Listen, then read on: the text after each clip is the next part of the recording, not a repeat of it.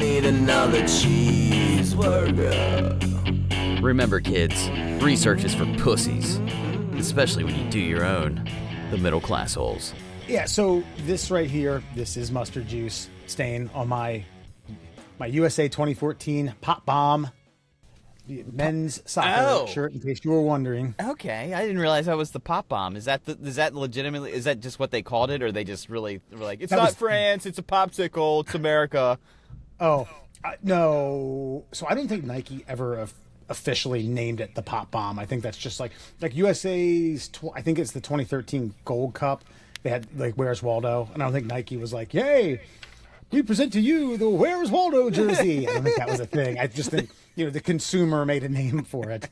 There was some fucking designer who went to college. It's just fucking like angrily jotting notes in a notepad, like fucking Waldo jersey, motherfuckers. Yeah. Which, because Alan and I have talked about this at length, ad nauseum, that we think the USA should have a number one jersey that changes very little from World Cup to World Cup and from other international competition. And for those of you who don't know, the World Cup is on. It started today, and the USA plays tomorrow. Yeah. In regular list, Waldo jersey regularly gets brought up as that should be it. That should be the one. It's not too dissimilar from the stars and stripes that we have this year. Yeah, and you know what? Like, you're saying it doesn't change that much. If the Waldo stripe, because I know exactly which one you're talking about. It's just like, it looks like a candy stripe, or it's just like just the red, white, red and white with a blue neck trim line. And you're right. That's basically what it should be. That's essentially what it is this year. This year's. I championed it when I first saw it, but the versions that they're selling on Nike, which, by the way, the reason they'll never have a solid singular jersey that can be reworn over and over again is because they can't sell 140, 170, $100+ fucking jersey every single time. So if you want the blank Bobo jersey, you're $100. What? I would combat that with, Brazil is a Nike commodity, and they don't change that much. Now, Brazil isn't the United States, and Nike isn't, their headquarters isn't in Brazil or Rio or Sao Paulo or something like that. I get it. I'm just saying there are other Nike countries that more or less stay the same. Sure, but there are also countries that aren't going to be rebuying on a year-to-year basis, even if you changed it, because they don't have the disposable income that Americans supposedly have. And I don't think Americans have all that much disposable income anymore. I just think the shame of not having, you got that one. Oh, what's that one from? Thankfully, we do cherish vintage in America. But, I don't know. This one, as you can see, this one is a off the Walmart website that Maria got me and her, and I was and even I, who doesn't have the money nor wants to spend the money on a new jersey like that, I was like, really, you got that? I mean, I do want to represent the U.S., and then I got it, and I'm like, oh, it fits like a glove. How could I say no to this? And it looks good. Whoever's doing the designing in the Walmart fucking war room fucking nailed this design. I'd wear this all over the place. And I think the beauty of that particular jersey right there that you're wearing is that can be timeless, because it's not a jersey. That they don't wear that or haven't worn that or won't wear that for any other competition. And that could be worn for any United States men's or women's. And by the way, Nike got a little proposition for you here. See, what Wes is saying is that this is not worn at all, but you change your shit so often that no one knows. Like, it's like, oh yeah, this is the 1992 Copa Cup, Caffeination Exhibition Festival jersey that they wore. Just one time. It was a one and done. Yeah, they only sold them for 30 minutes. I got one. Look at me. There are three jerseys that I think could be, could have been staples. You don't change it that often, but that's your basis. But this year's men's jersey, I was a hater with the wavy, the wavy stars, the wavy stripes. But I'm adopting it now. I was wrong. It looks great when it's got the number on the front and the number on the back with the name. However, the version that Nike's selling, I don't know. I mean, I'll be honest. I don't know a whole lot of guys on the international team. I just don't, the national team rather. So I don't want to buy somebody. I don't want to buy some scummo that with a red card and fucks us out of a game. I don't know if what's going to happen. So I don't want to buy anybody's name. I'd rather get my name on the back or just like USA across the shoulders with a random number. I don't know, 17 or 76 or 17 on the front, 76 on the back. Just do something like that. That way I can buy something that looks like the game-worn jersey and not spend $140 on a guy I don't know. Or do rock hard and then like a number that's believable. Like 6, 7, 8, 10, whatever. I go to 6 on the front and 9 on the back. Eh? Yeah. Yeah. There you go. Yeah. But no, I do think what's killing sports in America now really is... I'm going to bring this up because the Knicks, obviously had a banger fucking last night. Wow. What a fuck. I don't get drunk on Tuesday or Wednesdays that often, but oh my God. And DirecTV picked the wrong time to squabble with ABC. I'm telling you that. Pricing of everything, man. Did you see how much like some of these tickets are going for? I saw gaps from like 6 to 10 grand.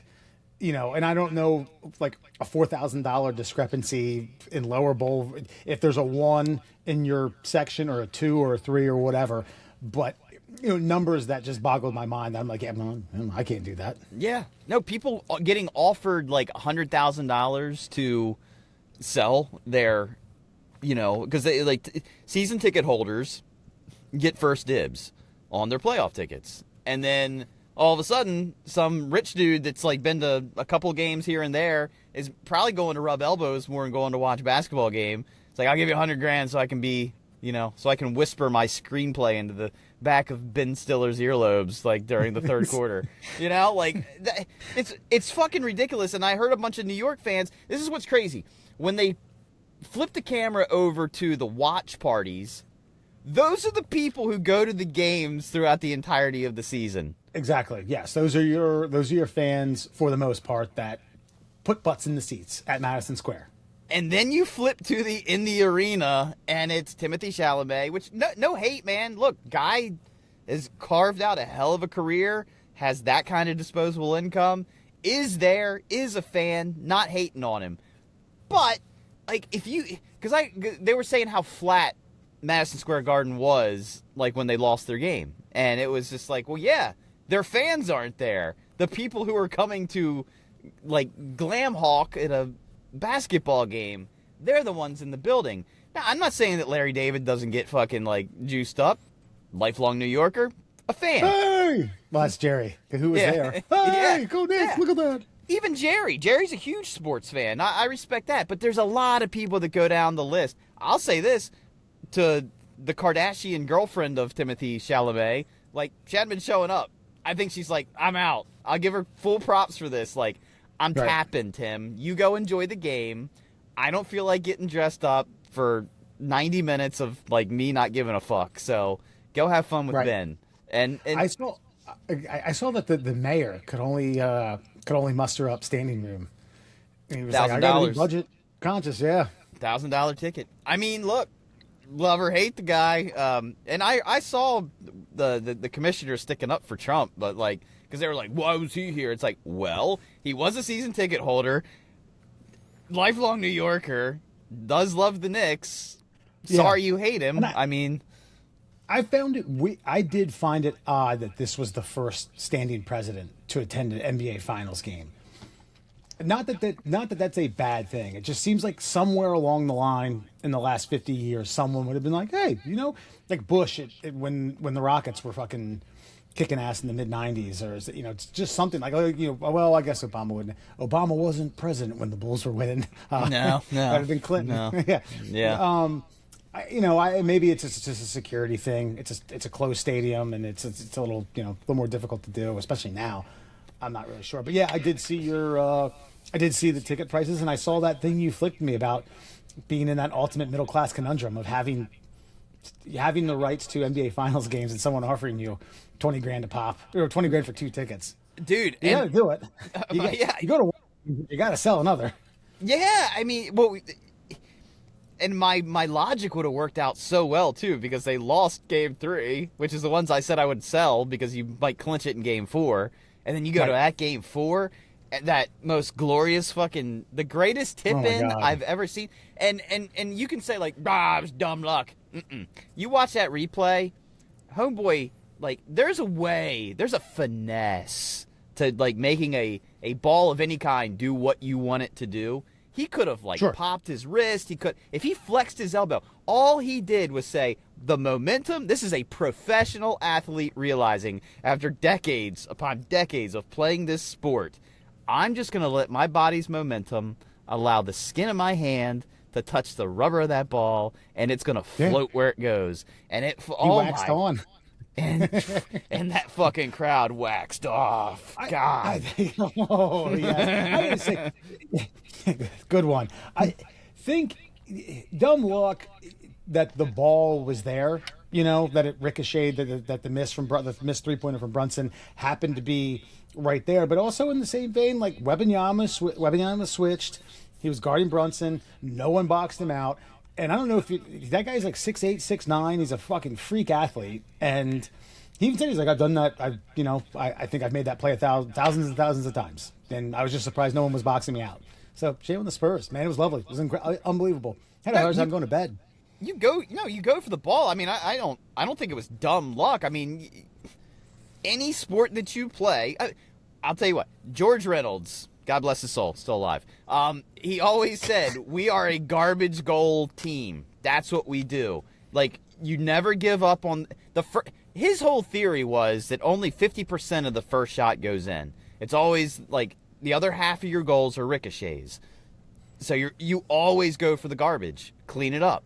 Throw away your trash. And if you throw away your trash, you win games. And I mean, that was just, oh my God. And obviously because of the Danhausen thing and me being back in the WWE and all this, and it's New York, so it's obviously media fucking just condensed. It's just dude, when they're gonna pull this off. I think sadly they're gonna pull it off in San Antonio, which I don't know, might be honestly might be better for the city of New York. Mm-hmm. It's almost like kind of a godsend. I mean, they're going to party and or riot regardless, but I think it dulls the extent of it if it's not in New York. Yes, I agree, because the security at Madison Square would have to be unreal. I've gone out of Madison Square for a sold out boxing match. Okay, now was every butt in the seat? Don't know, but it was 22,000. I don't know what the capacity of Madison Square is. All NBA and NHL arenas are somewhere in the low 20,000. Some maybe like in the 19th. We'll just say 22,000 for conversation's sake. That place was nuts leaving me for a boxing match. The Knicks winning the NBA Finals at Madison Square, it's going to be like a pinata bust open. Oh, God. Yeah, 100%. I mean, and then there's going to be some of those advantageous scallywags out there. It always reminds me of that scene from Die Hard 3. It's like, what are you talking about? You can still steady all. Like, that's what's going to happen. Yeah. There's going to be like small business owners prepping their stores like a hurricane's about to hit. Mm-hmm. Like boarding things up and just preparing for the weather. Yeah, but obviously I have no love for like really any New York team, but for the Knicks, I am. I'm fucking rooting for them. I want this to happen. It's the one team out of New York City that just feels like they understand what hard times feel like. Yeah. Absolutely, man. You hit the nail on the head there. And I feel like people in our age group watched really good teams either succumb to the Chicago Bulls or fuck themselves over in Game 7 against the Houston Rockets, or have their star center get hurt in the finals in '99 in the shortened season because of the strike. And then since then just have, not even really close calls. I know they had some good teams with Carmelo and Jeremy Lin and that squad, but this team just seems to kind of be. I don't know why. I like Jalen Brunson. I like Hart. I like their story. They both came out of Villanova, and the other cast, as Karl Anthony Towns is got traded. Anunoby, the guy who had the tip in. I know Shamlet because I watched him play at Wichita State.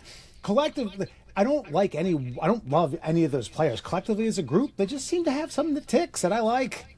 Somebody put together a super clip of the comeback, like so the 29 down to the tip in for the win. Yeah. And I'm not gonna lie, and you're gonna love and hate me for this, but it just the way they were playing reminded me of me and Tom Angelonis against a young Wesley Fox and Teddy Plata in the backyard at the Angelonis compound. No, if you watch this super clip, it's like they're playing fundamental bounce pass basketball. Like they didn't nobody went out to be a superstar. It was like go to the open man, run your plays, find openings, set your picks, get your screens, yada, yada, yada.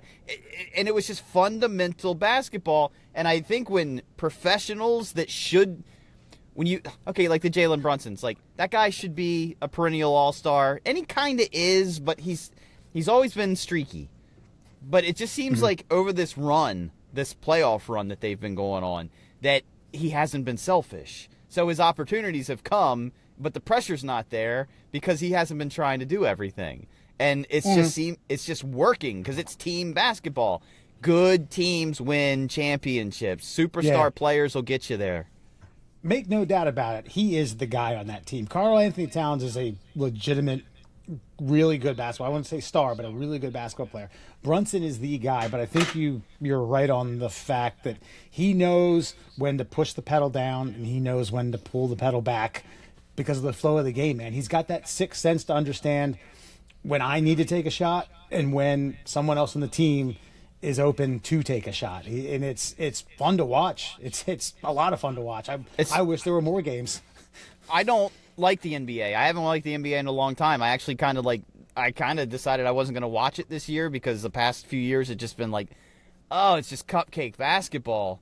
But this has been good fucking basketball. Like, I don't know what they did. I don't know if the refs are calling things different.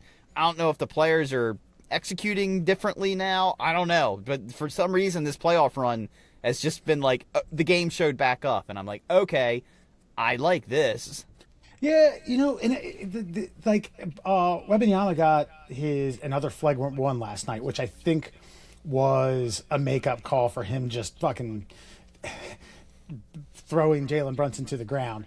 And they were showing some clips. That's I think his third for the playoffs. So if he happens to get another one in these next two games, he misses the following one. Wouldn't it be a bitch if he got it in game 6 and they won? They could play game God. 7. But, all I know is he did elbow the fuck out of that Timberwolf. The guy's names elude me. That was well earned. I'm surprised he didn't get thrown out of the game. But they talk, the way they talk about it, the basketball you and I grew up on. I'm not saying guys were whamming people with elbows, but it was tough. And I'm kind of liking the toughness that's being displayed in this NBA Finals. I'm kind of digging this fucking grit that's happening. Listen, everybody says go back and watch the Jordan highlights from the Pistons. No, go back and watch Dennis Rodman highlights from the Bulls runs when he was on the team. Like that, they got Dennis. Dennis Rodman was the equivalent of a hockey enforcer on the Bulls. Because they needed protection from these motherfuckers. And it was like, all right, fine. You guys want to pull that shit? We got a guy that pulls that shit. And because there was shit to be pulled. The refs were like, no, this is a physical game. You get in the paint, you're gonna get some color yourself. That's right. That's actually Sean Kemp. I don't know if you remember him. He was a power forward for the Supersonics, baby. Yeah, he in an interview that was done in the last couple years, he said, man, Jordan didn't beat us in the finals. He's talking about 96 when the Bulls had the 72-win teams. Jordan didn't beat us in those finals. Jordan, listen, greatest player of all time. He was deserving of the MVP. He was the best player in the series. Dennis Rodman beat us. Dennis Rodman beat us. And he explained why. He's like, I'm not talking about stat sheets and this and that. When a play had to be made, when a rebound had to be grabbed, when someone needed to get checked verbally by Dennis and get their psyche all fucked up, he was like, that was Dennis Rodman. 100%. I don't know if you remember, there's their backup center is this fucking, the dude looked like, God, I'm trying to remember the Gergen from the Oddities in WWF. Remember the big brute? It's slightly, but I don't know. I just got a pickle in my mind, and you threw me off. But yeah, go ahead. But this center, his name is Frank Brickowski, looked like him. Dude, this guy's under the basket for free throws, and Rodman turns with his hands behind his back, perpendicular to him, and stares at him and smiles for both free throws the entire time. You could tell this motherfucker's like, God, I just want to fucking sock you. Dude, Rodman, there's clips like Rodman, like, you know, maybe grabbing a nut or two, slapping asses. Like, he didn't have to, like, physically, like, hurt you, but he could assault you in a way that made you so uncomfortable. Right.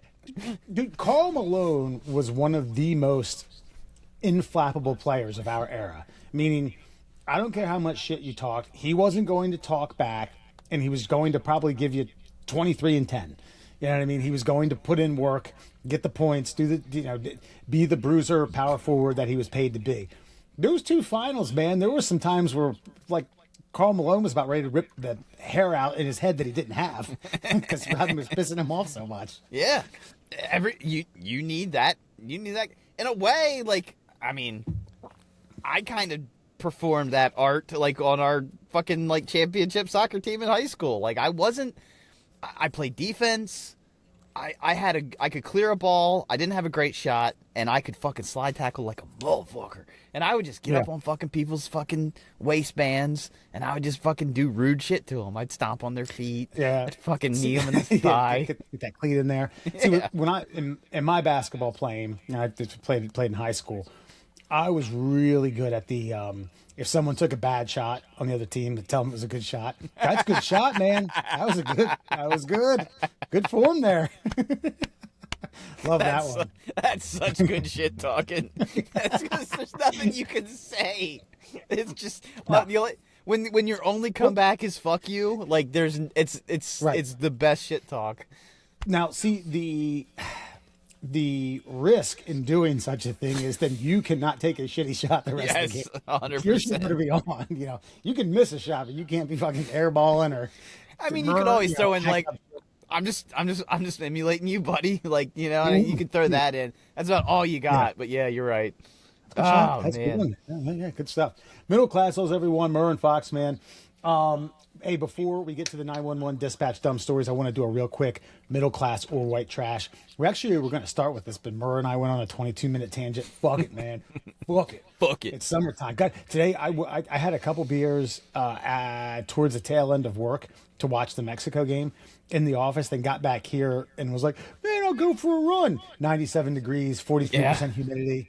Let me tell you. Sorry, not to go off on another tangent here, but I'm in a group chat with some folks at work, and everybody started throwing their stories back and forth about like how hot it was, you know, memes of people fanning themselves, and I just sent back a meme of a guy on a fucking couch with an air conditioner running and spraying cheese into his mouth, and I used your line, buddy. I just put bummer because I am on vacation, you fuckers. So on this week's Middle Class, this week, like we do it every week, on this episode of Middle Class or White Trash, we ask about couples who are getting divorced, who gets the Netflix password, who then obtains the rights. I don't know. I mean, there's a lot to unpack on this, because if it's my username and login, I feel like I should get it. But we're just going to say, for conversation's sake, that this is a joint account. Yeah, but a joint account. Okay. For example, I think Maria and I, almost 20 years, will be 20 next year. Anyway, this long in, everything's in my name because I'm the only one technologically advanced to like set up an account. Right. So, I mean, I just feel like I'll keep that. Well, good luck to you. Yeah, true. Yes, I think the question is it middle class or white trash to bring up this argument in divorce settlements, or divorce settlement rather. Oh, shit. Okay, continue. So you have, a la Wedding Crashers, very beginning scene, when they're talking about who gets the frequent flyer mileage. They're mine. I deserved them. You were seeing chastity, that piece of white trash, blah, blah, blah, blah. You know, you go over the bullet points, and then it gets to, okay, the Netflix login. Who's getting that? Fuck. Dude, there's a fine line between whether this is middle class or white trash. Exactly. This is why I'm asking you, man. Because we have the hard-hitting questions here at the middle class holes, baby. Because I feel like white trash is you already stole someone's login, therefore this wouldn't come to a divorce proceeding. middle class is I've been gainfully employed enough to afford a Netflix account for the last umpteen years, and this now becomes a God, man. This should make Netflix feel terrible about their pricing. That's right. By the way, have you heard a Little Dicky song called "Save That Money"? No, but I'm aware of Little Dicky. Yeah, there's a lyric in there that says, "I get logins on Netflix from my cousin Greg. Thanks, Greg." But and I digress. And you're right. This is a tough one. I have a decision, but I want to hear yours first. I'm going to go with the current state of America, the way things are. I feel like this might end up being a middle class argument, but I'm going to put a caveat in there. I think it's posed by the woman's attorney. The wife's attorney is putting this because I feel like the wife's attorney is making this a point of contention, or yes, or something that needs to be litigated in a divorce settlement. Because I think at some point in her conversation with her attorney, she said, and this motherfucker changed the Netflix password and I can't watch X, Y, or Z. And she's like, get that. I want that. I want, can you put that in there? And I feel like that's such a middle class white woman thing to do. Yeah, wants to make divorce yucky. Yeah, yes. Because, like, you can say anything you want about any culture that is America. I feel like white women are the most vindictive when it comes to their shows. And so, and so I feel like some white-ass Karen with a fucking flock of seagulls haircut is like, put that in the proceedings. Well, on the other side of that coin, I think it's like asshole middle-class men, while going through a divorce, would be like, you know what? I'm going to change the password on that fucking bitch. Yeah, 100%. Yeah. It's coming out of my account. I mean, if she's too dumb to set one up, I guess I get it. Yeah, and you notice it on like a continue to watch. Like, that bitch is still fucking watching. Oh, nope. Not on my account. You ain't seeing the last episode of White Lotus, you cunt. No way, no siree. Holy shit! Yeah, I'm going white. I'm going white trash. No, I'm going middle class.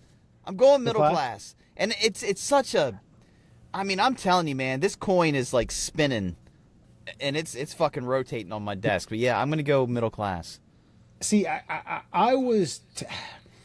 Because Netflix is so commonplace now in households, I was leaning towards white trash because I thought that, like, you know, if this gets brought up, you know, again in a divorce settlement, that people of that ilk have to be white trash. I think white trash people would settle this particular argument differently. I think a car gets keyed. Oh yeah. Oh yeah. 100%. I think a coax line gets cut. That's how you settle the Netflix line out of court. I'm going middle class as well. Yeah, you could, because again, you know, what is Netflix? I don't know I don't even know what it is. I don't know. It's my wife's account. I don't know. It's my account. I signed up like as soon. I mean, I've been a Netflix member since the DVDs. So okay. I've been a Netflix member. I think I was actually a late adopter to Netflix, by the way, but at the time, and I think I signed up for Netflix in like 2005. Okay, God, almost 20. Oh, not almost 20 plus years. And so, dude, this is how bad it is. That's a late adopt. That's a late to the game. Yeah, a late to the game because like there were already people that were like full on Netflix subscribers who were like just getting, because that's just when they were doing the DVDs. And okay. I moved to South Carolina. Oh, sorry, you're right. Not the streaming service that we now know of, Netflix. Right. I see what you're saying, yeah. And then when Netflix transitioned away from DVDs, I think I got like an email like, would you like this as well? And I was like, yeah.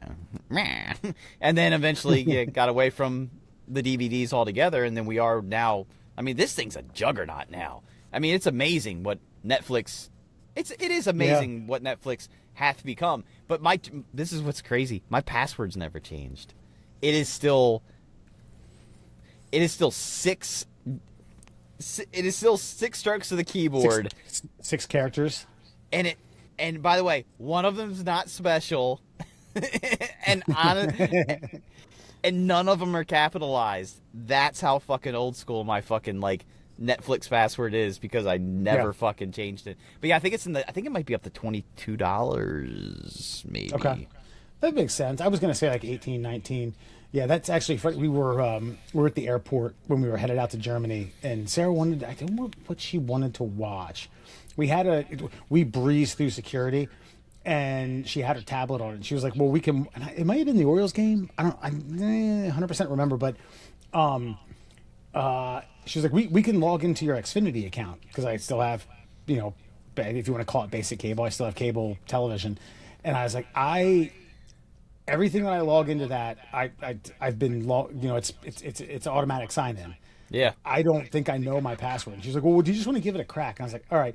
And I used one of I have 10 different passwords, and then maybe 3 or 4 variations of those passwords. Use one of my earliest passwords. I'm talking about when I logged into AOL and it worked. I was like, "Oh God. That's how old that fucker is." Yeah, dude. Woo! Change that. No, don't. I've always said, I actually talk when I go to Williams Jiu-Jitsu class. I end up sitting with a guy who's he works for a banking company, and we talk about internet travesties all the time. And I'm and I brought it up because I've always had this theory about how people's identities get thieved. Because my dad's such a fucking security nut, and he's like, "Well, my password's 40 characters, and I know what they all are because they all have a pattern to them." I'm like, "Dad, they're not going to steal your password from that. They're going to steal your password from, I don't know, some hospital that you had to sign up for this, and that's where they get your social security number." He's like, "No, you're 100% right." He's like, "They go for, the low-hanging fruit, people who contract out for the lowest possible provider of anything, and they have no security wall, there's no backup. Yeah, they get all your information from that. It's not it's not M&T Bank that they're getting your shit from. It's fucking, I don't know, you wanted to buy a cheap jersey off of Temu, and you got it from a third-party seller. They just hacked that third-party seller's fucking client list, and we're like, "Hey, I got all their shit." That's how it works. Yeah, but and that's where I've worked for companies that you have to change your password every 3 weeks. And it's this endless criteria of it. And there's sometimes where I was writing sentences out about how badass I was. We had to change ours, and I had to call HR for something, and they were like, "All right, you had to verify all this stuff," and it was verify your password. And I was like, "All right." I didn't know I was going to need to do this. Are you ready? And yeah. I was like, it's every word starts with a capital, but it's "Let me the fuck in, please." 1397. All right. Yeah, that's where I was getting issued at an older job. I was getting issued a tablet, and had to walk through security protocol with someone from the IT department, and they were like, "Okay, blah blah blah. Okay, so here's where you're going to create your password." I have my head down, looking at the keyboard, not thinking, just assuming that it was going to show stars. And it didn't, and it was immediately something vulgar. And she was like, "I can see your password." I was like, "Oh, yeah." Good joke. Just a joke between me and you. Right. You get jokes, right? Oh, God. All right. We got a quick BuzzFeed list. So we're going to take a quick break, come back with Fun Fact Friday. But tonight's list is, again, I feel like BuzzFeed just has the best ones, man. They've been nailing them. They've been nailing them recently. And it's kind of like one of those things where, you have a company that made a name for themselves, they got sold off, and then they went downhill, and then they found their people. And their people have been knocking it out of the park with these lists recently. Yeah. I think it's kind of like just a more organized Reddit, which we could do, because you're getting average Joes like ourselves telling confessional stories, but they put it in a very palatable list, and we're going to get to it. These are 911 dispatchers who tell us the kind of dumbest reasons that someone ever called for emergency services. We're going to come out the gate. Number one: I was visiting my mother, age 96, and she reported me, age 68 to 911 is a missing child because I hadn't got back by dark. Thanks, Mom. It's hard to hate on that though, because like, okay, today Parents was are always going to worry. today was William's 5th grade promotion to middle school ceremony thing, right? And I'm like, God, the kid's still fresh out the fucking crotch to me. You know what I'm saying? Like, it's weird. And so I can only imagine. And I've thought about this. Stomach in your case. Yeah, it's true. Yeah, we cut him out. But like, as he's gotten older, like I still like. I mean, come on, I still snuggle up on him, give him little kisses on the cheek and shit like that. But he's like 3/4 my size now. You know what I mean? Yeah. And I've thought about this recently. Like, I actually asked myself this after I put on to bed the other night. Like, am I still going to be doing this when he's like in his 20s? And I think the answer is still going to be yes. I still think when he comes to visit me, I'm like, just like, even if it's just funny for jokes. Yeah. And so, I mean, you'll still show affection and love and a hug. Yeah, I get it. I think I'll still do it like this to be funny. But if I start to get to like in my 90s and I'm kind of demented, like, that's still my kid. I don't blame her. Of all the funny ones that we have in this list, like,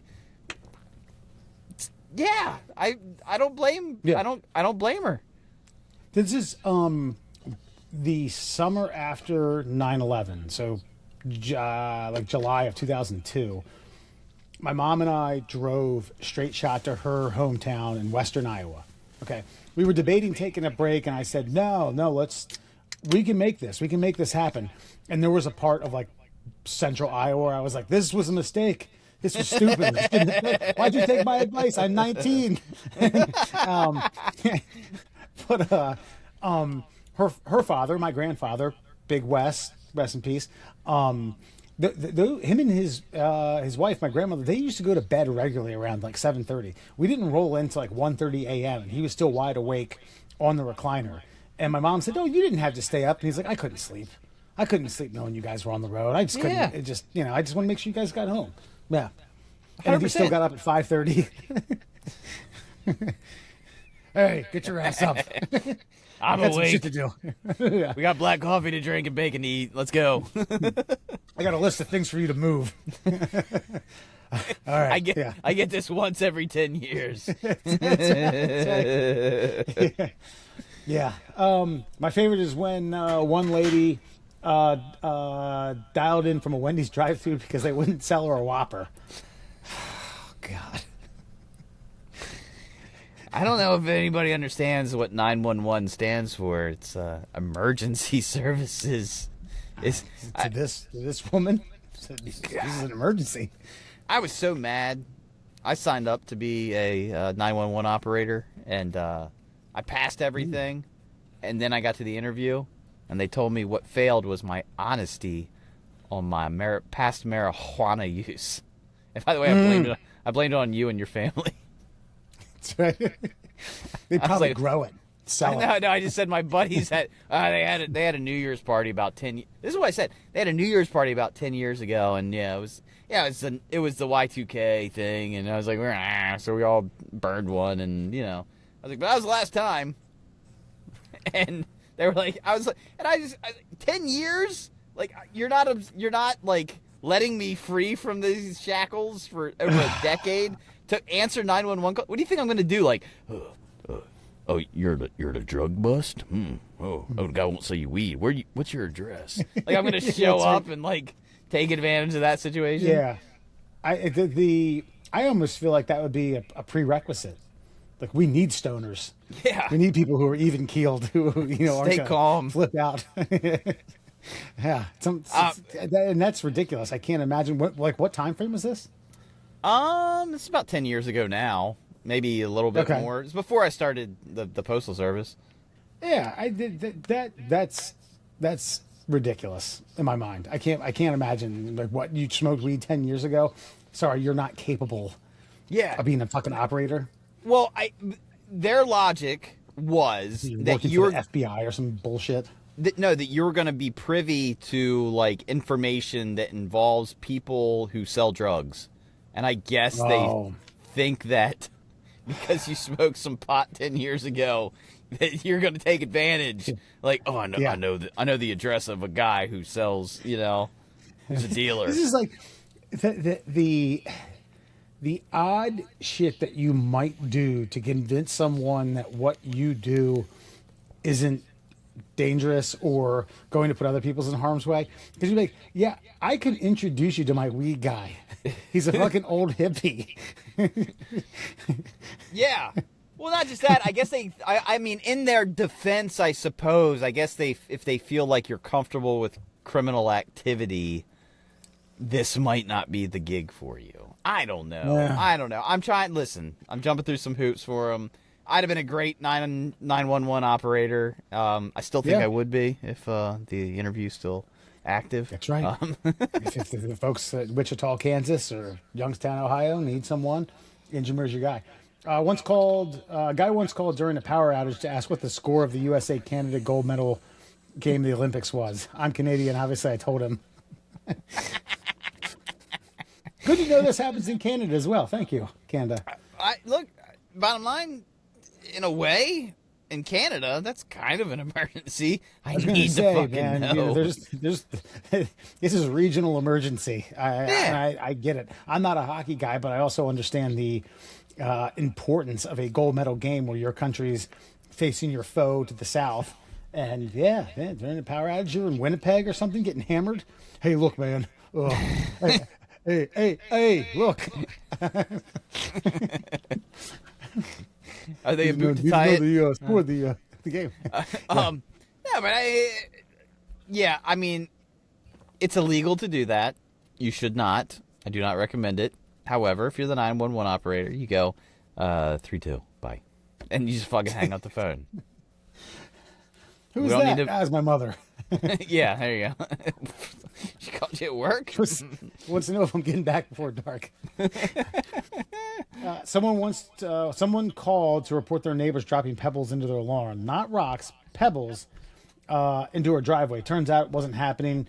And she had actually been harassing them for months, and they had proof.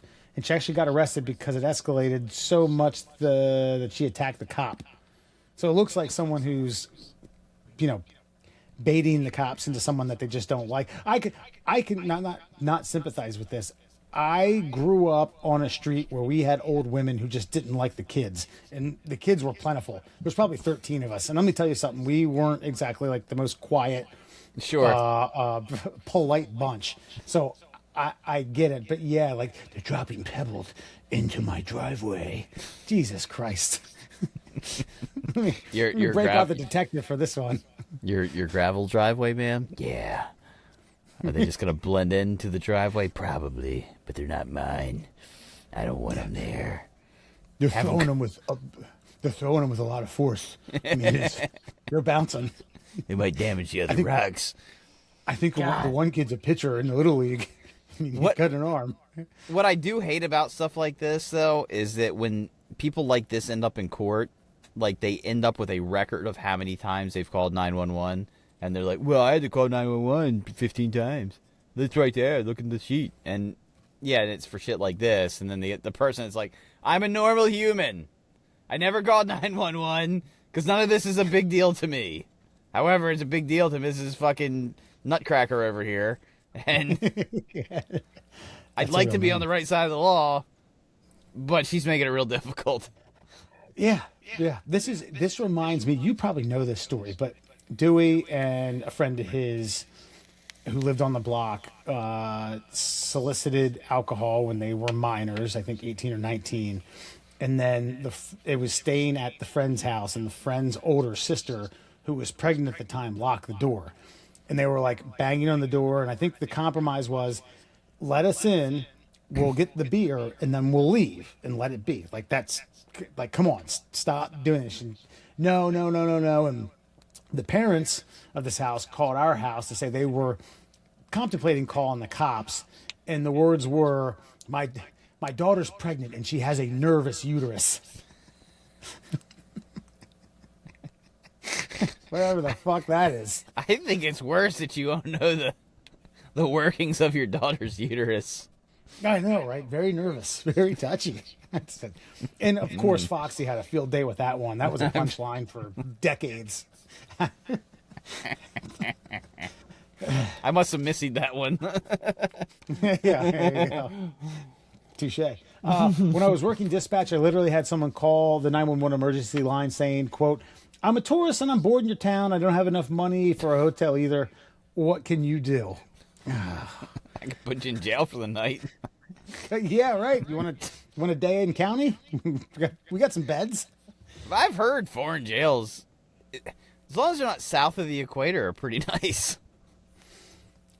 Heard that from who? I'm just curious. I haven't heard otherwise. I don't know. I've always just heard, been told don't get locked up outside of your country. I've heard European jails are not bad at all. Okay. Like that. I mean, I could be wrong. I mean, I guess it obviously depends on the. I mean, I don't think you want like Eastern Europe jails, but like I'm talking like France and Germany and places like that. That you're pretty good to go. Like you're gonna get a meal that's probably better than what you're cooking at home, and so a little bit of space. It's kind of like the scene in Blow where he's teaching the other inmates, and he says, "All right, I'll tell you what. We'll spend half the time doing this algebra bullshit, then we'll do the other half where I teach you how to be a drug dealer." Yeah. We had a physics teacher who he wasn't like, "We'll do half physics and half drug dealing," but he if you shelled out, paid attention, asked questions, took notes, he would do 5 minutes of like Q&A, and we got out of him that prior to him settling down, he was like a jewel runner, and got caught. Well, he got arrested because him and his buddy got drunk and were pissing on the Louvre at like 5 a.m. But it turns out they figured out that they were illegally running jewels back and forth in countries, and he said he did a week in a shithole before he saw a judge. Wow. Well, that does suck. Do I know this teacher? No, he was there 1 year and 1 year only, my junior year. Great guy. God, a lot of fun. I bet. I mean, when you get stories like that, kids pay attention. Man. Yeah, goddamn right. Like, what's funny is, hey, everyone knuckle down for fucking 45 minutes, and we can get to the real meat and potatoes. yeah, we'll tell you about real life, okay? Like, God, yeah, that's a teacher you. I mean, it's sad that that's the kind of teacher like high school kids idolize. Yeah, But and to boot, he was a good physics teacher. Okay, all right, well. Yeah. It wasn't like he was some hack who was like, "Oh, look, here's Newton, yum Listen, yum." At the end of the day, of all the criminal activities you can participate in, you better be a bright motherfucker to fucking smuggle jewels. I don't know where to get jewels. I don't even know where to get enough jewels to smuggle. Like, what are you fucking talking about? that might have been the good. Like, all right, I'm taking notes now. Where do we begin? yeah, where do we begin? Where's the first line? Okay. An American tourist complained that the fish in the lake weren't biting, and by God, he paid a lot of money for this trip. I guess, okay, I'm not an avid fisherman. I know people who are. I've known people who travel to fish. CT, my dad's buddy, who I know every other, I mean every third year, him and friends used to go to Canada to fish in like a particular lake. Avid or not, yeah, calling 911 to be like, what is the deal with this fucking lake, this river, this body of water? I'm very confused. I'm perplexed. I am flabbergasted. So is that in the States or is that overseas? So it says American tourist. So I get okay. American. Oh, okay. All right. I'm gonna. Again, I don't agree, but I'm gonna devil's advocate here. So you're from a foreign country.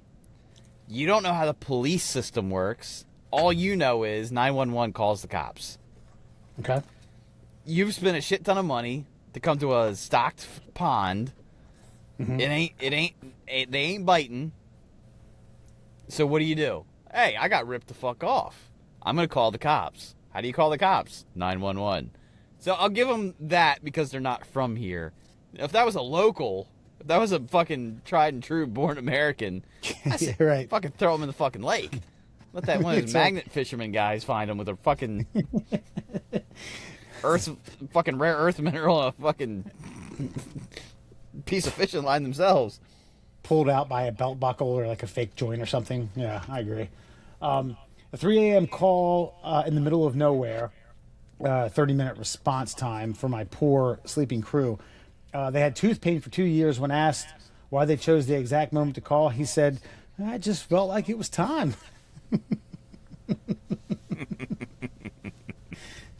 Thank you for your honesty. Fair enough. I got nothing on that one, man. I mean, compound on this. Yeah, no, I agree. This should be middle class. By the way, this should be middle class or white trash. Yeah. So I placed the 911 call. I was young. I don't remember how young, but I hit under the porch swing and called 911 because my grandparents tried to get me to eat a hot dog. I guess it all depends on how Grandpa asked, huh? Yeah, right. Low and slow. Put this between your buns. It was like it never happened to me, but I was always curious about kids just doing it to do it. You know what I mean? What do you mean? Just dialing 911 just to see what happened. Oh, I think we did it once and hung up immediately, and we got a call back, and then we got a stern warning. Do that again, the cops are coming. You're gonna be in trouble. Yeah. Because it is illegal, and rightfully so. I mean, you can't be fucking around with I think that's the thing. Is like maybe okay. I know this has kind of been like a joke over the last couple of years, but I mean, I remember like it's 10 o'clock. Do you know where your children are? Like that was a real PSA that came on TV in my youth because like we were fucking feral kids. We went out, we played. Our parents didn't give a shit where we were, especially in the summertime. I think that's why that PSA got played all the time, is because the sun did not set until 9:30, 10 o'clock. Yeah. And the rule was always be back by dark. And I think our parents forgot that, like, oh shit, look outside. That's the light out. Must be early. And before they went to bed after their 15th Heineken, it's like, hey, you know where your kids are? Like, oh shit. No, I haven't checked yet.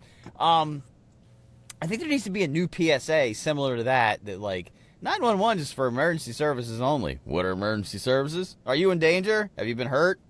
No? Don't call. Right. Have a good one. But I don't know where you put that anymore. Do you like to make prank phone calls? Don't. There you go. Not to this one. Yeah, that's right. I don't know how much we have to add to this, but this is pretty good. Retired cop here. Love it already. A woman used to call like 4 to 5 times a week because of a ghost in her attic.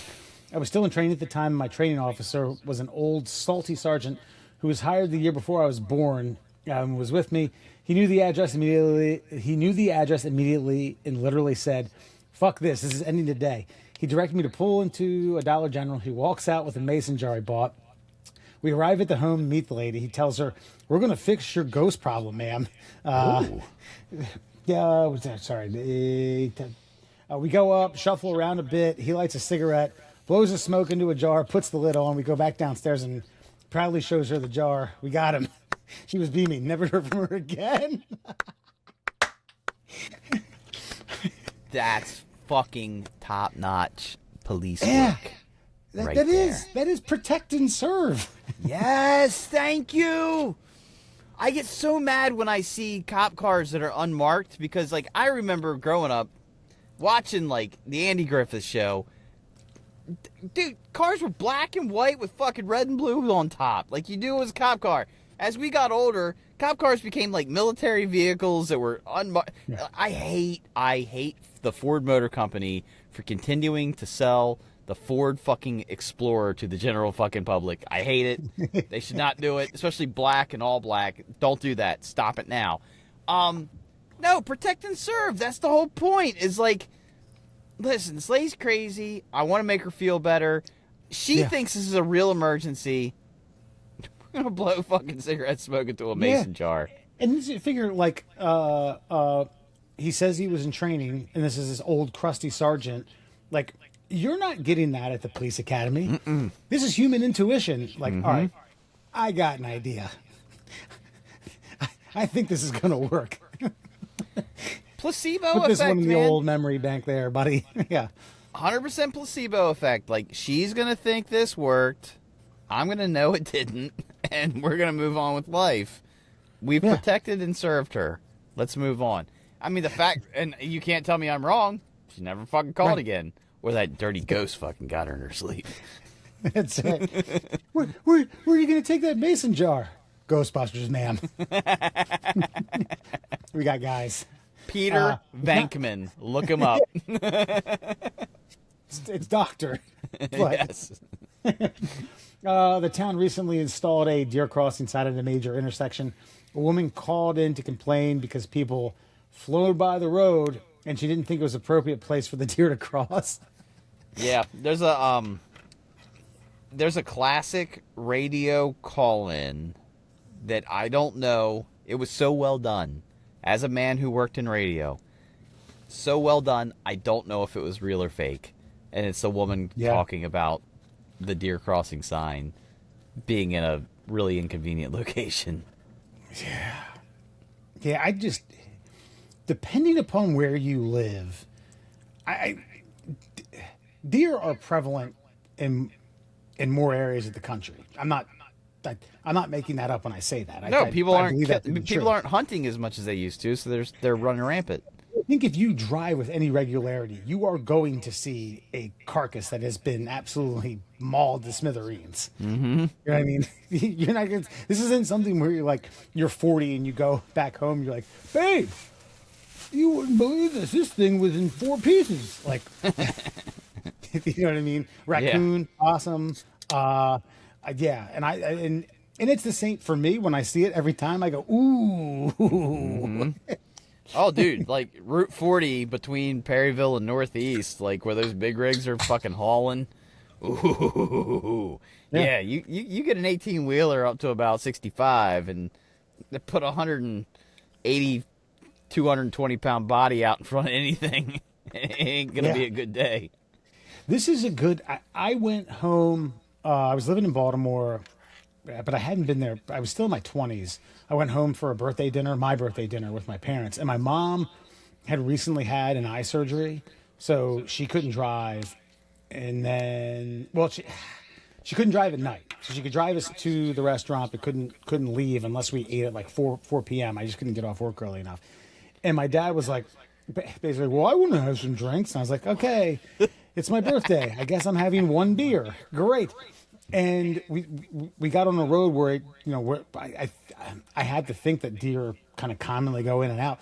But one darted right in front of our car, and I honked the horn and flicked the lights, which I don't know if they train you to do that or if that's something that's in driver's ed. I always knew the light flicking was kind of standard operating procedure. But my dad then later said, if that was either one of us driving, that thing would have been blown to bits. I'm glad it was you. I'm glad you were driving. It's always a great feeling when your parent fucking tells you, like, you made a maneuver that they wouldn't have conceived of. Yeah. And we'd been in the house for like 15 seconds, and I was already done a beer. It's like, Yeah. I mean, where we live, like, where I live especially, man, yeah, they fucking jump out in front of me. They jumped out in front of me the other day, and I was so pissed. So pissed. Like, I made a maneuver. Deer came out in front of me probably like 15 feet in front of the fucking Tesla. And I fucking... Boop, boop, boop, done. Like, no... Like, I didn't get up or down. I just did the thing. And I looked at William. I was like, hey, that's why I always pay attention. He's like, uh-huh. Like, just right back out the window. Not even impressed. I'm like, fuck you, dude. You have no idea. Looking like the dog, tongue out of the window. Yeah. Oh, yeah, whatever. Cool. Yeah, we didn't hit deer. There he is right there. He's still running. That's my parents bestowed that upon me early on when I first started driving. Again, especially where we live in a rural part of Maryland. They were just like, look, when you get on those back roads, man, fucking don't dick around. There are going to be deer. I know. I roll my eyes because every time I leave my parents' house, my dad's like, hey, watch out for deer. I'm like, no shit, old man. Like, I'm fucking almost 47 years old. I've been driving these roads for 30-some years now. I know. I get it. Like, you don't have to tell me. He then called 911 and said, I warned my about the deer, and I don't think you took it to heart. You just left. He rolled out of here in a fucking firestorm. It's ridiculous. He neutral dropped in his Tesla. It sounded weird. Lastly, I got yelled at once. I assume this is the operator. I got yelled at once because no one turned on the Northern Lights. Sometimes this is where morons shouldn't be allowed to do certain things. You should show up to their house. Stupid. What's that? You show up to their house. You Yeah, fucking hit just like- them with the taser. That's right. Yeah. There they are. All right, fuck it. This ends the night, and you buy, I don't know, laser pointers or some sort of spotlight. There they are. Turn them on right now. Shoot them in the fucking face. But this kind of harkens back to social media in general, where it's like everyone has a voice. There's a good friend of mine, Don. He's actually been on the podcast prior to you actually being a regular co-host, because he had purchased DDP Yoga, and we wanted him to give a customer review on it. This is like 2019, 2018. So. Oh, please. I want to know the customer review more than I want to know the story. He said it's like yoga for the red states. He's like, Fair enough. He puts up both hands and he calls this move touchdown.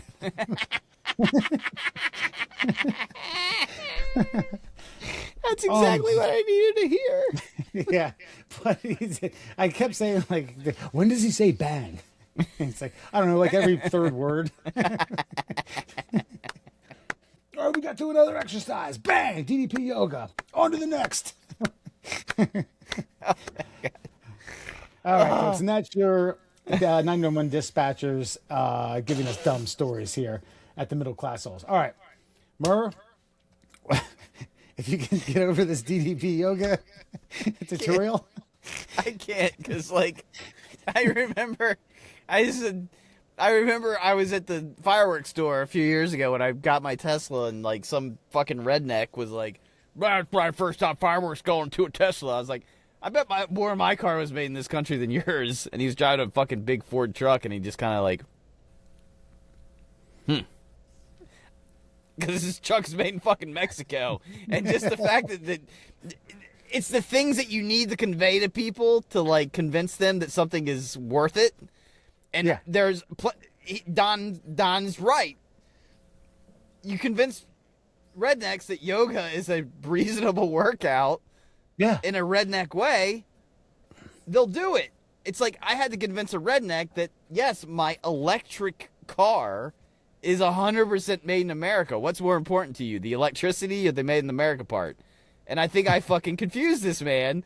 And, like, Donnie just fucking confused people to do yoga, and that's brilliant. That's right. Yeah. I mean, core, balance, stretching your muscles, the lack of impact. All good things, which yoga.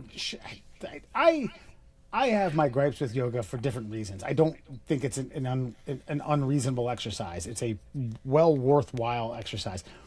I just in like 2008, 2009, when Groupon was giving these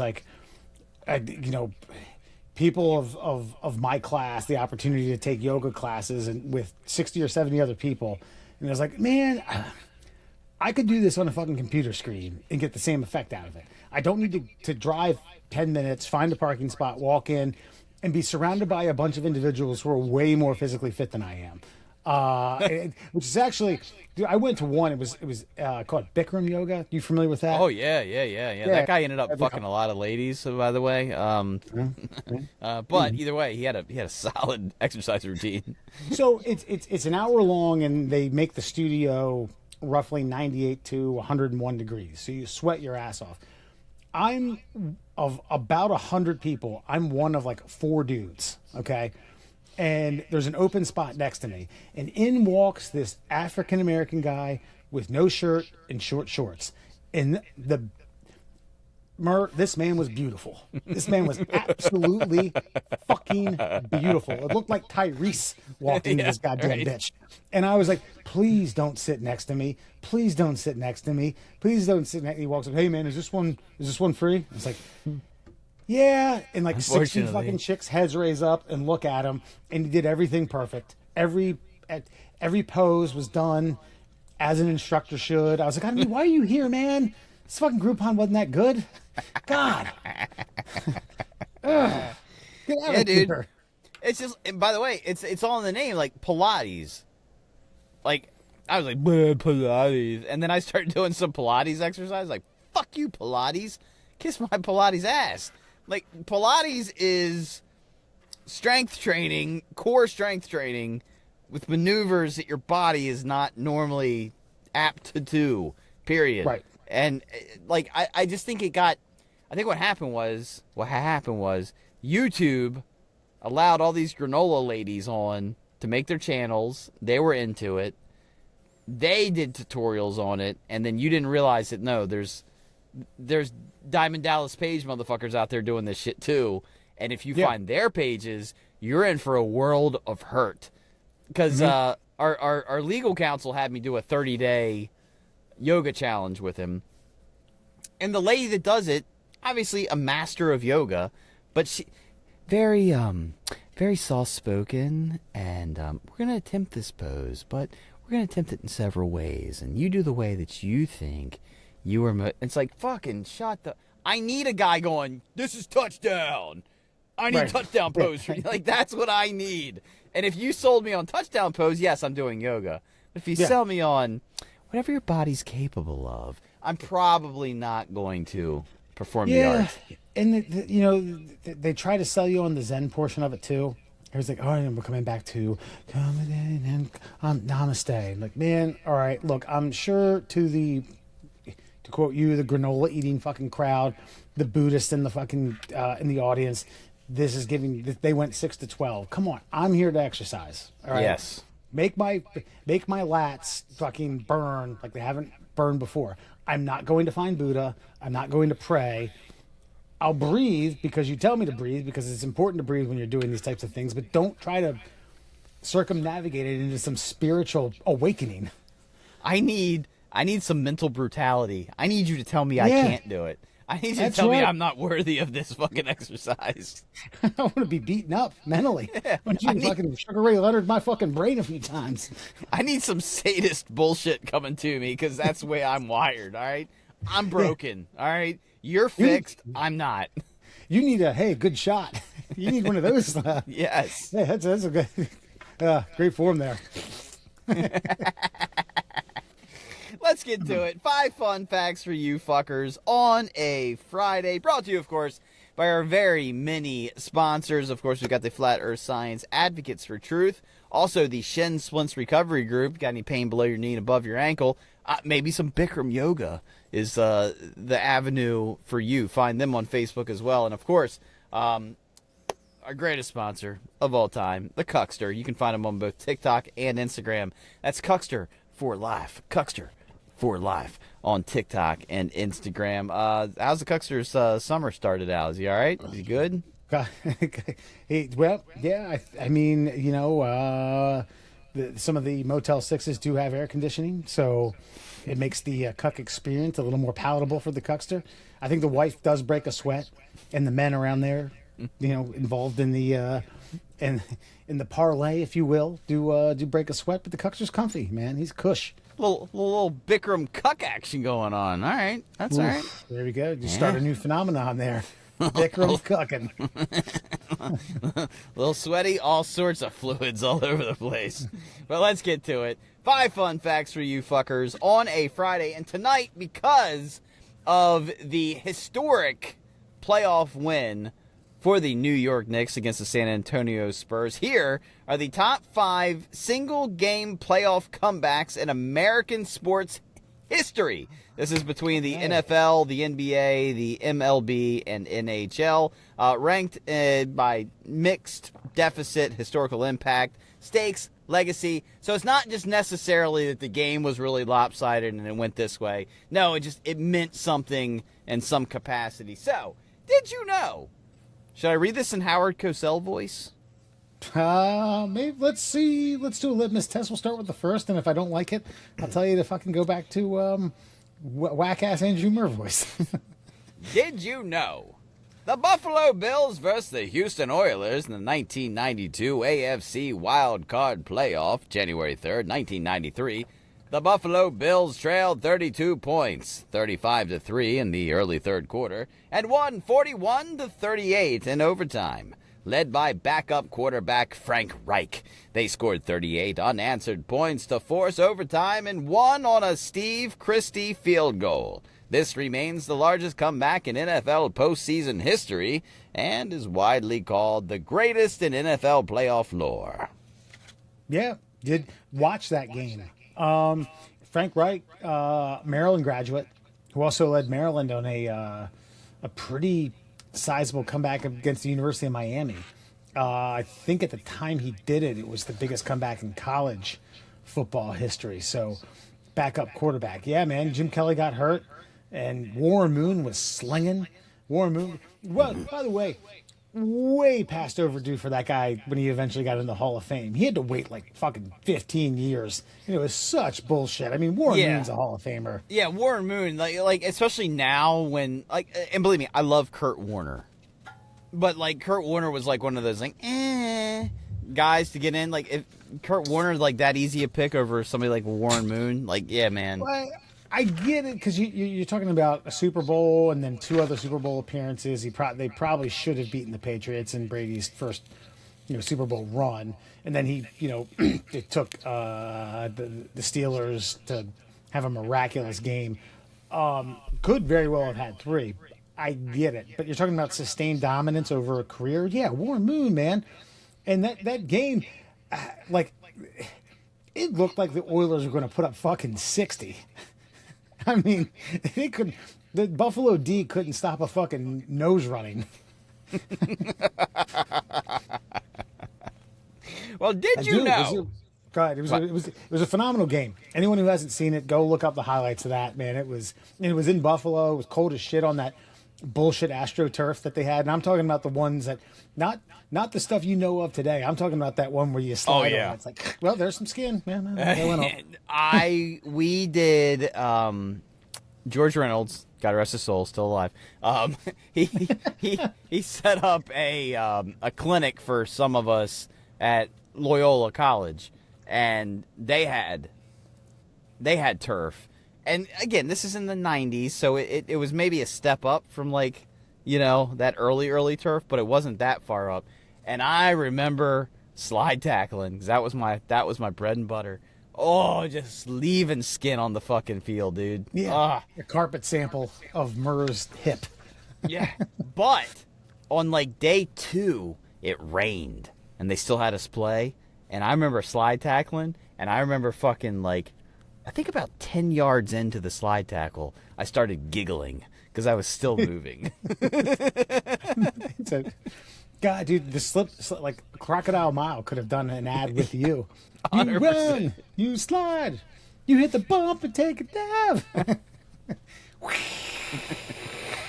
I hit this guy, I took the ball, I took him off his feet, and I was just like, just kept going, and I just was like, I was laughing, and I think I went about 20 yards before I fucking stopped, because I hit him fucking full tilt, man. But did you know the Clippers overcame a 31-point deficit, trailing 94-63 in the third quarter, to win 135-131? This is the largest single-game comeback in NBA playoff history. It came against a stacked Warriors team with stars like Steph Curry and Kevin Durant. This is iconic for its improbability in the modern NBA era. Damn, I wonder if this was that Lob City team with Blake Griffin and Chris Paul and doesn't have a date on it? Sorry, yeah, I should have read that part. Yeah. It's the Clippers versus the Golden State Warriors, 2019 NBA first round, game 2. That might have been after them. Yeah, that's damn. Unfortunately, they went on to get beat in the series, but I get it. Interesting, yeah. Clippers. I wonder who was on that Clippers team. Like, Paul was gone, Blake Griffin was gone, DeAndre Jordan was gone. Yeah, I don't know the NBA well enough to, like, tell you, especially, like, I mean, like, with the Warriors, fucking, obviously Steph Curry's been around for so long at this point. But, yeah. By the way, there's a great viral video going around of Steph Curry fixing people's jump shots. Okay. It's great, dude. It's great. You know, like every now and again you see a golf pro like fixing people's swings for him. Yeah. And it's him like taking backyard basketball dudes and just telling them like, here's the simple fix to your jump shot. And the one that I saw is like, you see how you're holding the ball? Like you got a great shot. It should feel weird in your hand, but this part of the ball should be touching this part of your hand. Try it again. And the guy misses, and he's like, you missed, but don't worry about it. Like he's like, keep trying it. And all of a sudden, homeboy's like Steph Curry and himself like on the fucking backyard fucking basketball court. It's like, holy shit. And it's just like the little things that these like, and somebody like Steph Curry's got like the personality and like that demeanor to be able to teach somebody like that, that simple step. There's also, I wish I could dig this up. I've looked for it and can't find it. I saw it once and cracked up laughing, but it was like a, I don't know, late elementary, middle school basketball, like BYU or just rec league basketball coach. And someone says, hey, coach, you think Steph Curry's ruining the game? And he's like, no, I don't think Steph Curry's ruining the game. And as they say that, a kid on his team steals the ball on a fast break. Rather than lays it up, spots up for a three-pointer and airballs it, then he just looks at the camera. Yeah, that's what I'm talking about. Yeah. And I think that's why I have enjoyed watching the Knicks over this run, is they don't seem to be stopping to take three-pointers. They're taking the baskets that they're given.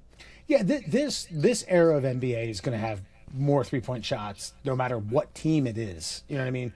Yeah. Some way more than others. But you're right. This Knicks team definitely understands, like, okay, 2 points is 2 points. 1 point is 1 point. Let's get to the line. Let's do, like, we don't have to live and die by the three-point shot. And you know, I've had multiple arguments with people that I befriended here in Baltimore who talk about, because I hate the era of basketball of swinging, swing and kick, drive and kick.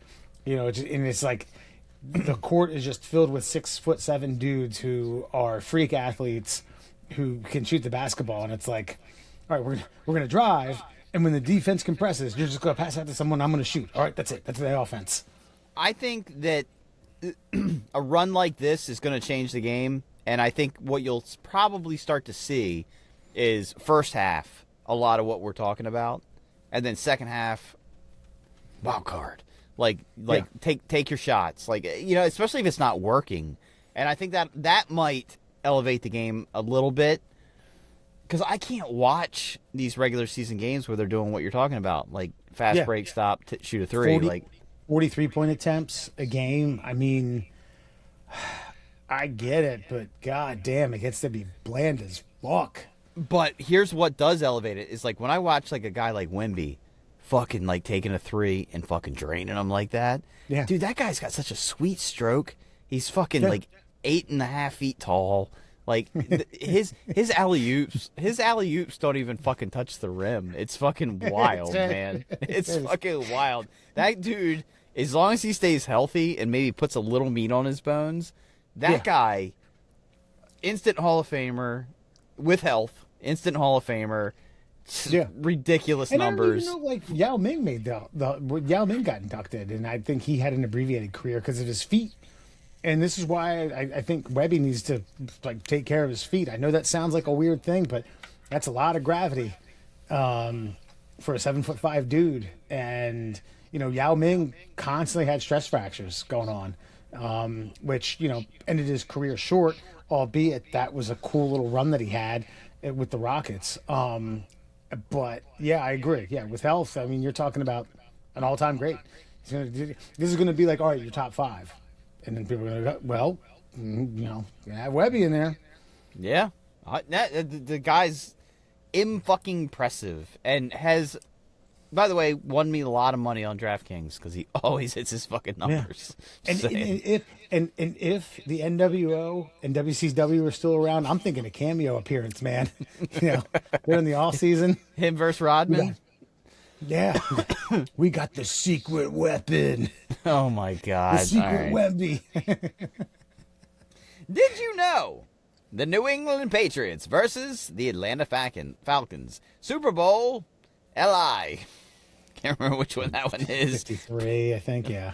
But that's 2017. The Patriots erased a 25-point deficit, 28-3, in the third quarter to win 34-28 in overtime. Tom Brady engineered the comeback in the biggest game on the biggest stage. While not the largest raw deficit, its Super Bowl context and overtime drama make it one of the most famous in American sports history. Yeah, and there was a portion of that game where the Patriots had cut that deficit down to like not single digits, but close to. And the Falcons could have kicked a field goal, but elected to go for it on 4th and short and got stopped. And that's where, points are at a premium, man. You got to kick the field goal. I don't exactly remember when that was. It was late third or early fourth quarter, and they went for it and got stopped. And they didn't. I don't think they scored a point from a few minutes. I don't think they scored many points in the second half, if any. They at didn't all. score. They didn't score any points in the second half. That's. And by the way, like, just for anybody like, bleh, like, the Patriots still had to go for 2, like, on like their last 2 touchdowns. Like that. Like, it wasn't. This is not an easy victory of any. No. But this is where my opinions on Tom Brady changed dramatically. Like, where my fanfare for the man, like, went from, like, fuck that guy to, ooh, fuck that guy. All right. Yeah. Yeah. You know, like, because obviously greatest of all time, like, conversations were already occurring in 2017. But that solidified it for me. And then from that point on, I was just like, I'm rooting for this guy. Like, not against the Ravens, but, like, any other opportunity that I see to have this guy win, I want it, because I'll never witness it again before my fucking eyes close forever. That's a good point. You root against them early on, and once they start getting into the echelon, I was kind of the same way. I know you're not as big into tennis, but I was kind of the same way with Federer when he was getting towards the twilight of his career. I was like, this is the greatest tennis player I've ever seen. Let's stack it up. I think I've told you this story before. I know I have, because I edit the podcast, so I remember this. But this was early on when Sarah and I were dating. Her company's headquarters is in Atlanta, and she had to go down there for an event when the Super Bowl was being played. And the company owner said, if the Falcons win, we're off tomorrow. And at halftime, people just started fucking blasting drinks. Like, yeah, we're good. Yeah. And then they went in Monday, fucking. I still think you give the company off, because you set yourself up for disaster on that one. Now, these last 2 aren't necessarily the greatest comebacks of all time, but they're the greatest comebacks in our lifetime. Did you know the Los Angeles Kings versus the Edmonton Oilers, the 1982 Stanley Cup playoffs? You were born in 83, so a little 82? Off on that one. I was born in 82. Okay, all right, my bad. Let's see. It's called the Miracle on Manchester. The Kings were down 5-0 early in the third period against the dynastic, a word I don't ever use, high-powered Oilers with the Wayne Gretzky at the helm, and stormed back to a 6-5 overtime win. They scored 5 unanswered goals in the third and tied it, with Darrell Evans netting the overtime winner. This is the largest single-game comeback in NHL playoff history, and one of the most legendary moments in hockey. Damn, and that's not just of Gretzky. It's Gretzky and Messier and a couple other Hall of Famers, and I think that was the third year of their four-peat, or maybe they won 4 out of 5 or something like that. So that's the team. You know what I mean? They were the big swinging dicks of the NHL, and to do that, whew, man. But man, to be down 5-0 in the third fucking period to tie it. What do you say as a coach? Like, all right, guys, just keep grinding, just keep. Wait, which coach? The winning side or the other side? I mean, like, as the coach, I just think you say, like, you know what it always reminds of? What's the boxing match? Castillo Corrales. Yeah. Where he's like, you better fucking get inside on him now. Yeah. That's the speech. That's it. That's it. Like, score some fucking goals or we're going home. Like, that's it. You guys got any trick plays up your sleeve? Huh. Now's the time. Fuck, man. You're the ones that always scream at you for pulling off in practice. Now's it. By the way, if anybody out there has never watched the Castillo Corrales fight, One. Oh my God. It's one of the greatest of all time. Yeah.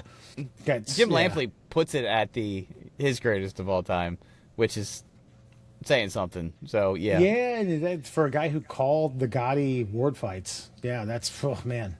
Yeah, go watch that motherfucker. And finally, did you know the San Francisco 49ers versus the New York Giants? This is 2002 NFC Wild Card Playoff, January 5th, 2003. The 49ers trailed 24 points, 38-14 late in the third quarter before mounting a furious rally to win 39-38. Jeff Garcia threw for 331 yards and 3 TDs. Terrell Owens had 9 catches for 177 yards and 2 touchdowns. And the go-ahead touchdown came on a 13-yard pass to Ty Streets. The game featured massive momentum swings, chippy play, a drop TD by Jeremy Shockey, and a highly controversial no call on a potential pass interference that helped seal it, prompting a rare NFL apology to the Giants the next day. Controversial. That guy got mauled. It was the botched fucking field goal, and the fucking holder scrambles out and just starts throwing his hand up like, get downfield. The Hail Mary, the 35-yard Hail Mary's coming. The receiver, I don't even know, he was a lineman who was eligible for one reason or another. I don't know who's eligible during a fucking field goal. It's like he gets tackled. He got fucking absolutely just brought down. And I bet the rest were like, that guy's too fat for pass interference. We'll just let it go. Right, yeah. Yeah. I remember because that's one, I never thought Jeff Garcia got enough credit than he should have. Agreed. And two, I don't know if you remember this. Like, there was like a year because Owens wanted the big contract, or he wanted out. That's what they traded him to the Ravens. And then there was a dispute whether or not his agent actually faxed something. I don't remember the details of that, but that's when he wound up with the Eagles. Not too terribly long after that, he started a rumor that Jeff Garcia was gay. And by the way, folks, this is a time where like it was like poison to be accused of being gay. Yeah, and in the NFL locker room, yeah. By the way, I just remember this game because this is the game where like Terrell Owens like catches that pass at like the one. Am I wrong? This is the one where he catches it like at the one and like takes the most. He'd been dropping passes like that was like his. So you're thinking of the Packers game.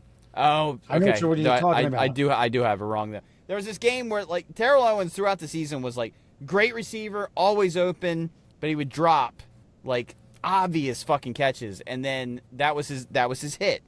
And then he catches this one fucking pass where he gets fucking absolutely demolished from both sides. The old rules where the wide receivers could get fucking just left out to dry and fucking pummeled. And he fucking ends up with it, comes up crying his eyes out because he knows what he just accomplished. And then the saga of T.O. begins with where Wes is fake faxes, Jeff Garcia's gay, like the entire thing. Like, that's where it all unraveled. But yeah, two things I remember about that Green Bay game. One, you can go back and look. Steve Young almost falls over the center's feet. He like gets his foot tangled up under center and then like stumbles like and Steve Young, who made a career out of being fleet of foot, I think at that point his dodginess was less than stellar, and steps on the center's foot as he's getting the snap and like almost falls over, grounds himself, throws a fucking perfect pass to T.O. The other thing about that was I had to drive down with my mom to deliver a dresser to Brother Dewey Love, who was at the University of Maryland at the time. Unbeknownst to me or anybody else, he had collected like a $500 debt to a sports bookie who was in the fraternity, and he put basically like double or nothing on that game to get him to 0 on the Niners. And I remember I stayed the night and I was like, dude, you looked like you were walking on eggshells that entire lunch. He was like, oh, let me tell you something. Let me tell you, brother. Let me tell you, brother. Yeah. My debt's cleared. I was like, God, stop betting on. You don't have any money. What are you doing betting on fucking sports? Oh my God, I never heard that story. Good God. It makes me. The Niners were like 3-point dogs, and he was like, all right, here we go. Dude, that makes me wonder. I wonder if this is like some kind of weird docu-series of like degenerate, not necessarily degenerate gamblers, but like guys who gamble on things that shouldn't be gambling. Yeah. God. And somehow like make it out like, because victory should not be 0. You know what I mean? Yeah. Like you should not throw your hands in the air, touchdown, for no money. And I also like this bookie who he knew, who also probably knew he didn't have $500. It was like, yeah, cool. I'll take another $500 bet. What you got doing? And he could have just said, no, I want my 500.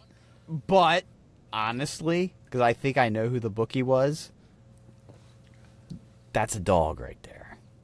Yeah. That's a guy saying, you probably can't pay this $500. I'm going to give you a chance to not pay $1,000. Yeah. Yeah. And, you know, like I don't want to break your kneecaps one day, but I want to prolong it as long as we can. And then that's by 1,000 cuts. Yeah. Yeah. Yeah. God. And that, my friends, is your Fun Fact Friday.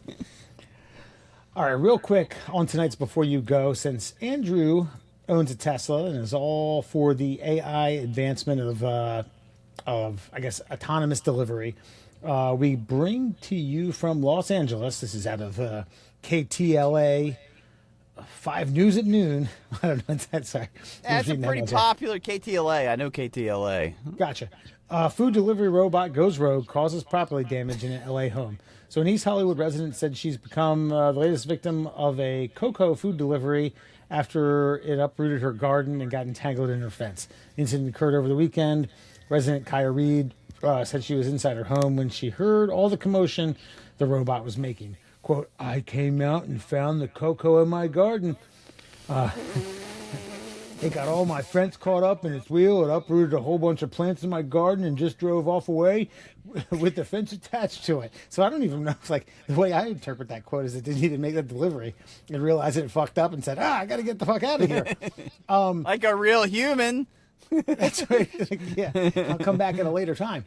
I'm willing to be on the side of the fence that you got to crack a few eggs to make an omelet. But your thoughts on this? No, this I'm on the omelet side of this, like, because I have a feeling. Okay, the company's at fault if you don't have an option. I have a feeling you have an option here, because like when I order my Amazon stuff, it's like, yeah, you know, if you order $25 or more, we can have it by tomorrow morning. And I'm always like, I need dog biscuits, and I'll find like $10 worth of dog biscuits. I'll find $10 worth of more shit to like just get it here when I want it here. And so I have a feeling when you're ordering shit like, do you want autonomous delivery? You've approved of that. Right. You've also watched the news and live in the world where you know that AI is capable of very many things, but is sometimes incapable of fixing, you know, recognizing acacia fucking photo. Yeah. So buyer beware. Yeah. And if you're sorry, I don't know if this is the case, but if you're expecting Johnny Five to be rolling up, hey, how you doing there? Whoa, to the moon, Alice. You know, you might want to taper your expectations, because that's what I would expect. Yeah. And I haven't seen one of these things. Actually, there is. Dude, it looks like a fucking like a red wagon. Yeah, it's like a box that just like Yeah. yeah, It exactly looks what like you're saying. someone would wheel in a cooler at a festival. Yes, and it dumps your package and fucking rolls away. But if How you've this got thing could mangle her fence is beyond me. What is her fence made of? Fucking paper mache? not just that, well, I mean, yes, probably. I mean, look, It's LA. I hold on to a lot of railings that are there for aesthetic and not like support purposes. You know what I mean? Like Okay. that people just like to have the white picket fence. They don't care that it's actually. Back in the day, a fence stopped things from coming through it. Today, a fence stops nothing but maybe a light breeze and just looks like Right. what you want it to look like. So if you have it like. And these things, they get confused. Okay, the bottom line, like they use their little lidar, and if they don't see something, and they get fucked up. By the way, I watched one of these AI robots in a parade karate kick a fucking 10-year-old in the fucking chest. I mean, I think that was the kid's fault. This thing was Yes. doing a full-on Daniel LaRusso demonstration. The kid was like, "Yeah, let me get 1 foot from it," and hit straight up. Did not a crescent kick, like a roundhouse. Yeah. And, to the kid's credit, he got up. He was a good sport. Yes, yes. We are in the good sport era of artificially intelligent technologies. If we want to utilize these things and get our fucking packages like 5 minutes from when we fucking order them, these are the hardships we're going to have to go through. In the meantime, buyer beware. I do think that Amazon and places like this should say, hey, we're testing something out. Sure, this isn't foolproof. Beyond that, then Our you should... our insurance runs deep. Yeah. Don't worry. And beyond that, like, yeah, then be ready for your fucking petunias to be fucking ripped out of the garden accidentally. I also think be ready for your webcam or your what's the shack? I always say that is the de facto security camera. What the ring cam, the trail cam?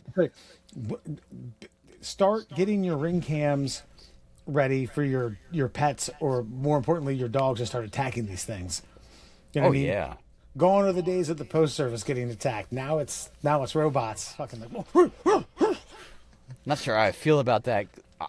I got attacked 6 times in 6 months. There's one route that I do that I am fucking absolutely afraid of. I have so much PTSD for that route.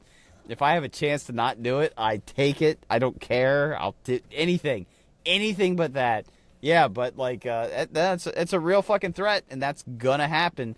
So careful, fucking filing your complaint about your rose bushes, getting a little fucking nick in their fucking spurs. What the fuck you call it? Thorns. Because eventually your fucking pet's gonna go after this motherfucker. And do you want to owe $100,000 for a fucking prototype robot, or do you want to fucking let it fly? yeah, and I'm not going to say this is much to do about nothing, but we're not getting news alerts of like the thousands of these that are done well. It's like, oh, you know what I mean? You're not getting a news or click-worthy story about an AI robot successfully, or in this case, I don't even know, why am I drawing a blank on the brand name of wagons? Little Red Rider? No, Red that's not Rider? even. No, That's fuck. BB gun. Yeah. Hold on. It's red. It's got red in it. Red Little wagon? Red Wagon. Little Red Wagon. Yeah. That's it. Your Little Red Wagon performing a successful delivery. That's not buzzworthy. That's not click-worthy. Good That's point. not really. You're going to get these, and I don't know. We've done numerous stories about fucking Amazon drivers. Amazon driver pissed in a 20-ounce can. Like, all right. Yeah, they shit in a yard one time, okay? Like, God bless them. Like, that's a good fucking statistic, man. Like, That's right, man. There's a margin of error. Come on. Jesus Christ, man. What do you guys want from the world? You want perfection? Look at yourself in the goddamn mirror for once. Jesus. That's right. I didn't know. I mean, I worry about this stuff because, like, I worry about my job. I mean, Jesus Christ. Like, they always say, like, they've been saying recently, like, well, white-collar jobs are the first ones to go. I'm like, well, fuck, man. knowing that the Tesla robot coming out like next year is going to be like $25,000. I don't cost 25. I cost a lot more than $25,000 to do my job. Fuck, I'm a little fucking. Yeah, don't act like my fucking butt hairs ain't twitchy. It's it. For a robot to trim them too. I'm sure we can arrange for that. I'm sure we can. Folks, we're going to wrap this episode up. You can find us on all your social media platforms, Facebook, Instagram, TikTok, and Twitter. YouTube, Twitter as well, X. You can see us on, you can listen to us on the streaming platforms, Apple Podcasts, Google Podcasts, and Spotify. And tickleourtummies@gmail.com. I haven't looked in a little bit. Why would we? Keith Kern was hollering at us for a little bit. I admittedly, I got to be a little upset because I was reading his stuff like a month later. So anyway, neither here nor there. Oh man, we're gonna try to get. We were going to get old Raleigh McGinney, but he's going to Burning Man next week. Oh well, then we need to get him the week after that one. That's when he's not all burnt up. Hey, your mustard stain's gone. That's amazing. Look at that, man. Well, there's a little. Whatever. I can't see it. And by the way, before we started the show, Wes and I were talking about it, I was like, there was only 3 fucking options: mustard, relish, or beer, and right. It was one of the 3. It was the mustard juice that comes out that you try to get rid of when you initially squeeze the mustard fucking container. Shake the goddamn container first. Well, I thought. You know how many times I've watched Maria fucking squirt vinegar onto like whatever she's got because it's fucking ketchup and it separates? Just fucking shake it before you squirt it. That's my rule on everything. Perfection, Murr. That's what you're talking about. There's the margins, baby. All right. We're going to leave. Good night.